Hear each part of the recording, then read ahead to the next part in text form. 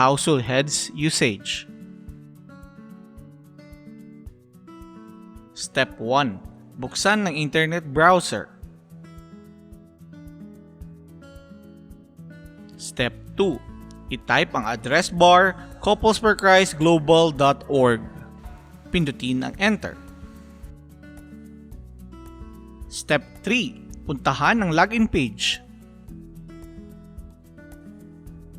Ilagay ang iyong CFC member ID at password. Pindutin ang login.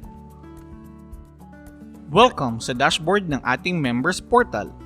Bago natin pag-usapan ang iba't ibang tabs, ituturo muna natin paano mag-add ng home screen. Pindutin ang Add Home Screen. May lalabas sa shortcut icon sa iyong screen. Maaari mo nang i-access ang members portal sa pamamagitan ng shortcut icon. Ngayon, ituturo natin ang bawat tab sa dashboard. Family Day.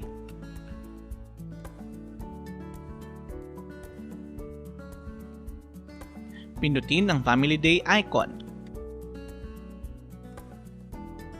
Ito ang Family Day page. Piliin ang Add Meeting. Lamnan ng impormasyon. Pindutin ang Save.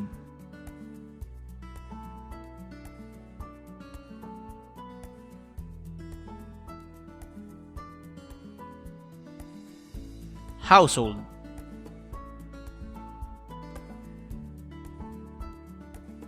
Pindutin ang household icon sa dashboard. Sa page na ito, makikita mo ang mga nakaraan at bagong dagdag na meetings. Sa pag-scroll down mo, makikita mo ang upper at lower household group na kinabibilangan mo. Ang nasa taas ay ang iyong upper household at ang nasa ibaba ay ang iyong lower household.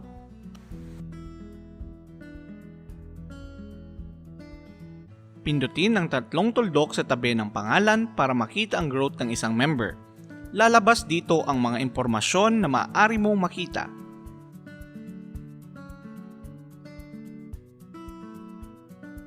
Habang nasa Household tab, piliin ang Add Meeting para mag-encode ng meeting. Lamnan ng impormasyon. Para sa mga attendees, lagyan ng check ang box pag present siya sa household meeting. Pindutin ang Save pagkatapos.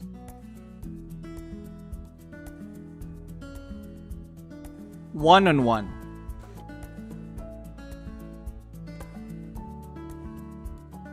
Pindutin ang one-on-one icon.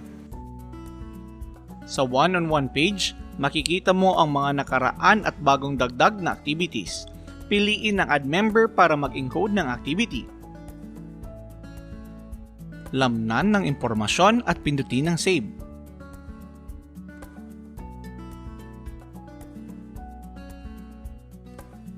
Tights. Ito ay para lamang sa Metro Manila missions. Pindutin ang Tights icon.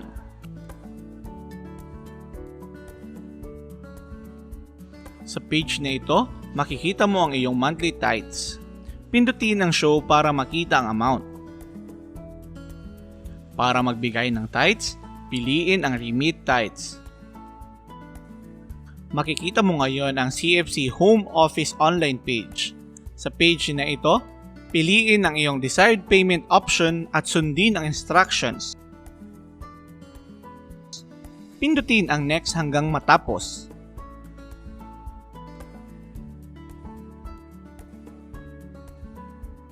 Attendance Capture.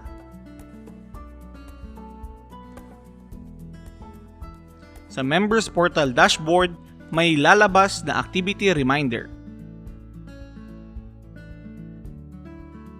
Pindutin ang reminder para makapag-register ng attendance.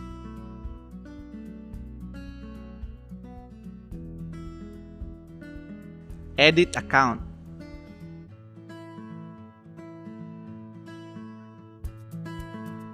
Pindutin ang member profile.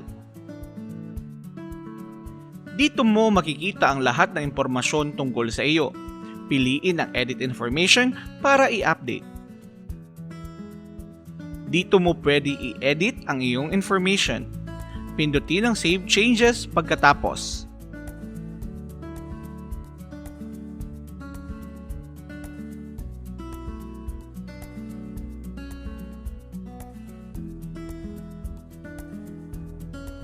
Pindutin ang iyong pangalan sa kaliwang taas ng dashboard. Makikita mo ang mga sumusunod: Edit Account, Change Password, Logout.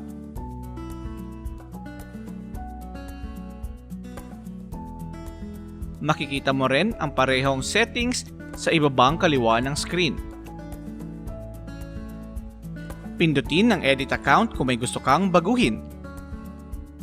Sa Edit Account page, maaari mong baguhin ang iyong username para mas madali na mag-login sa susunod.